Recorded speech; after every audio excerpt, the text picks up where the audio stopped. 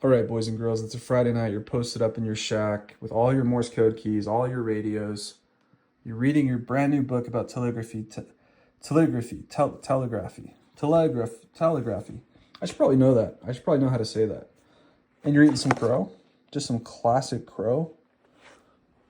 These are like dots, but they're just black licorice.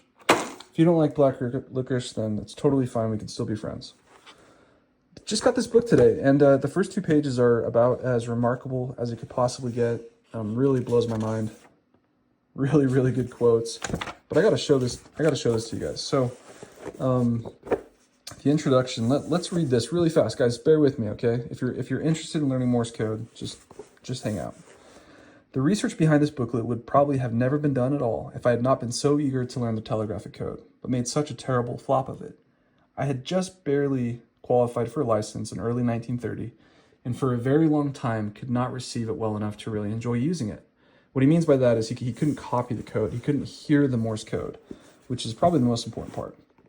Like most others in those past days, I memorized the dots and dashes from a printed table. Printed table. Guess who else does that?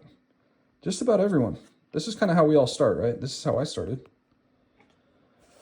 A good teacher might have helped, but if only I could have just followed the key paragraph in the QST article of July 1923, it would have at least gotten me off on the right foot. P.S. I still get QST magazines today. It's 2025. It's awesome.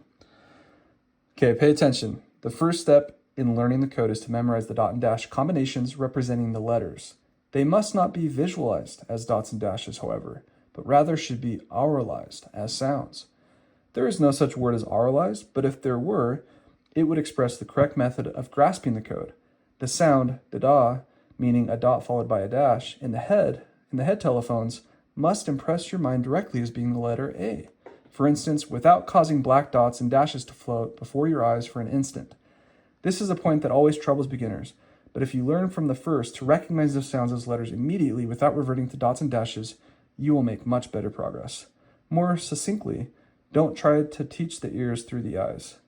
That is phenomenal advice in the introduction of the art and skill of radio telegraphy.